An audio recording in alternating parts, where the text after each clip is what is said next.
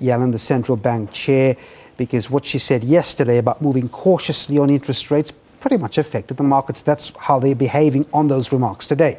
By all means, I mean, because of her, we see that the markets are racing, and that's global markets. And if you check, mainly the resources have been going up. Yeah. Why? Because we've seen the dollar, weakening.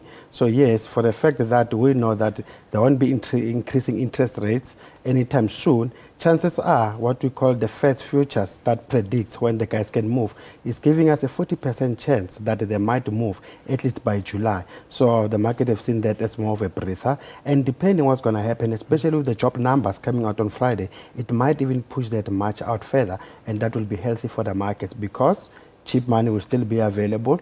And if people are not making money that other side, the only way they can make money is to put their money into stocks. Which brings me to South Africa, because the money also comes up, helps our rand. We've been seeing the currency strengthening, moving in and out into the 14 range, coming back into the 15 range. But essentially, we have dipped below 15 this morning. By all means, at some point, I think the rand managed to touch 1491. And at the back of, what we call the dollar index, which is more of a measure of the dollar against most of its major trading partners. So us, as the rand, following the euro, which is a major trading partner, the minute we see that happening, hence we saw the rand strengthening at the back of that. So nothing domestic, is mainly because the dollar has been weakening, hence the rand managed to strengthen.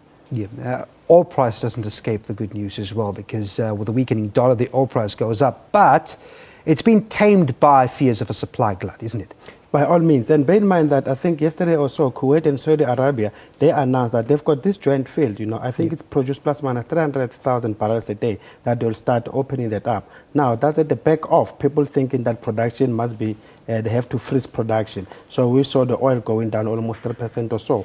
But now the numbers that came out of the America showing us the stockpiles fell more than expected, and also, like you said, the weaker dollar, because anything which is now priced in dollars become more attractive the minute we see the dollar losing power. All right, let's get back to a very big story here. The Capitec results, profits up 26%. It's a drive to get more clients, and it's working, isn't it?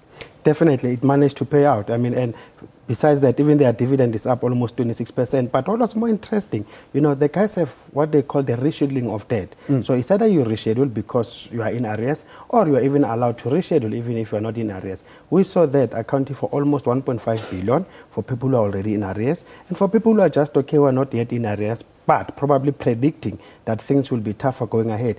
They accounted for plus minus 1.8. So given that our reserve bank, they're more or less in what you can call an interest rate hiking cycle. So chances are going forward, what you call the income that they're earning from interest, it might not be as good as it used to be, but the nice part, what you call their transactional fees, they cover plus minus 60% of their operating expenses. So I think it's well positioned, but yeah, if the interest rates keep on going up, they'll start feeling the pinch, and otherwise with the tough economic conditions, consumers will start struggling to pay off whatever they owe them. Having said that, you look at the other major banks. I mean, they've looked at Capitec just moving up and up through the years. They try and counter by doing something themselves, but you just can't keep up with this bank. I mean, the numbers speak for themselves, don't they? And the beauty of Capitec, we have to thank them. Because of them, with the transparency, lower cost, we saw other banks also following suit. So thanks to Capitec. All right, the Proud SA Buy Local Summit happening here at the moment. I mean, we heard all the big guns speak about what it does for the economy, if you buy local, what it does for job creation. Can we quantify, if a real campaign is out there and people start doing this, can we quantify what the effects would be?